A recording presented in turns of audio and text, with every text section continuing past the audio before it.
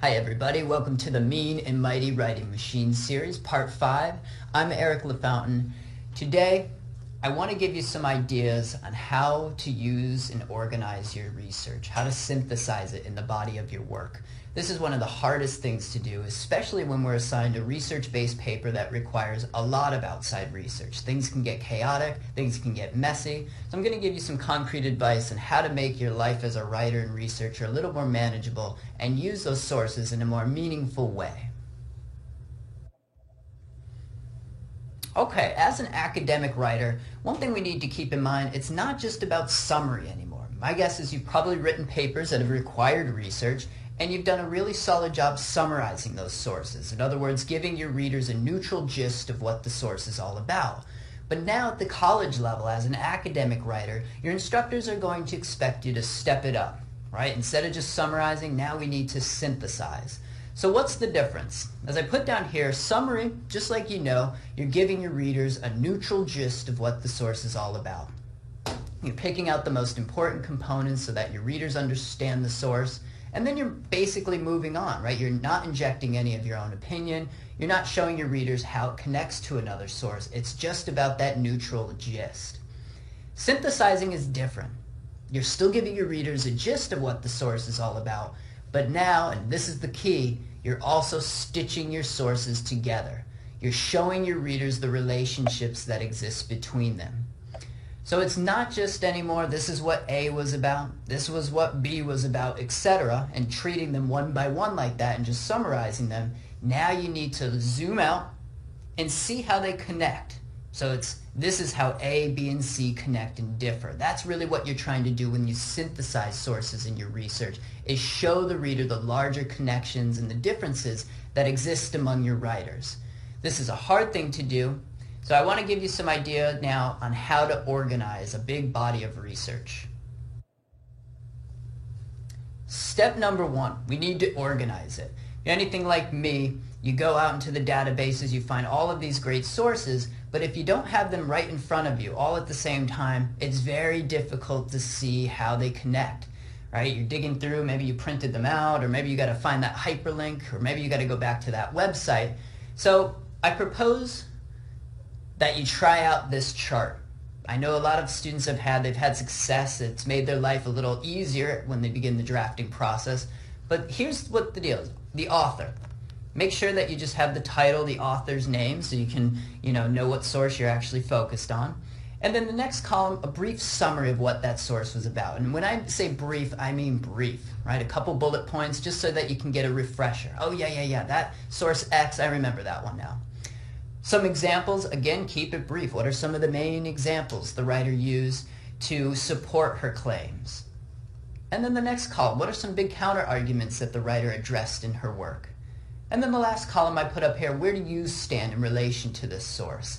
Is it something that you're really in line with? Are you directly opposed to it? Maybe there are parts that you're in line with, and again, you can be brief in this column. It's not about going and creating, separate papers for each of these columns, just bullet point.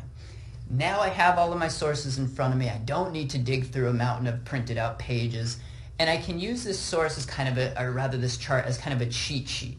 I can zoom out now and I can see, all right, how do these sources connect? I can take notes right on my chart, and it's going to help me produce a better paper because now I see the larger connections. I'm not treating each source one by one as individual items.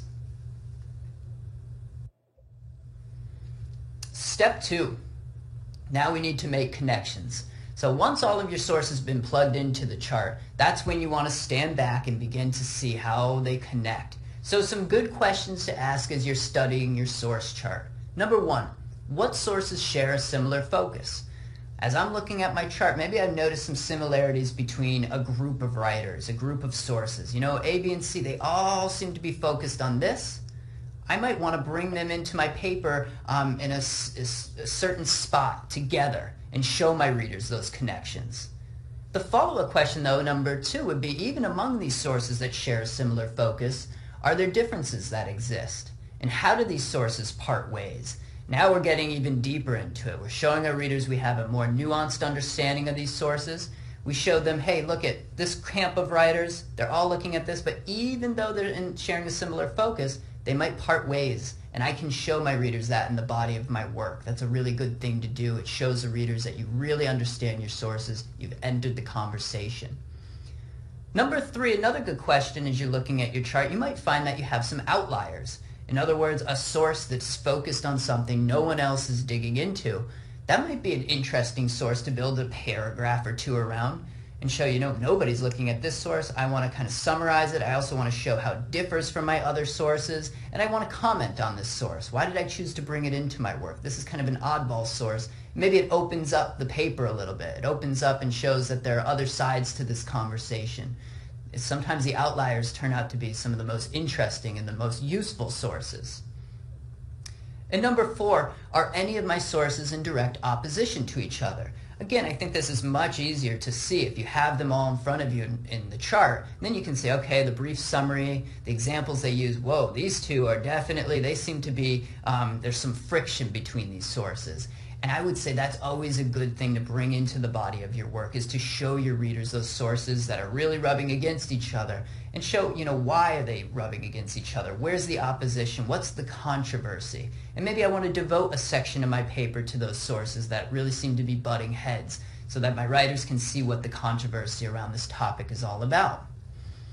And the last question I always like to end with is, all right, I've gone into all of these sources. I'm now stitching them together. I'm showing my readers the connections that exist, but where do I exist in this conversation? When it comes to source A, where do I stand in relation? What do I want to comment on when it comes to this group of writers that all seem to be in the same camp? What do I want to comment on when it comes to these writers that are in direct opposition to each other? What do I want to comment on when it comes to this outlier source? So it's no longer just this is what source A, B, and C were about, but now I need to show them how they stitch together, and I also have to show my reader where I stand in relation to them. Step number 3, map it out. Maybe some of you are big fans of outlines, maybe some of you hate them, but I guarantee you when you get to the college level and you're required to accumulate a lot of research, things can get messy quickly if you don't know when you're going to bring in these sources or how you're going to use them. So to give you, I guess to make your life a little easier as you begin the drafting process, I have some questions up here that you might want to ask yourself before you begin writing. So number 1, how do I want to use these sources to inform my ideas? There must be a reason that I locked into this group of sources. What am I really taking out of them? It might not even be the full source, right? It might just be a section of the source that I found particularly useful. It helped me understand the topic. It's informing my stance.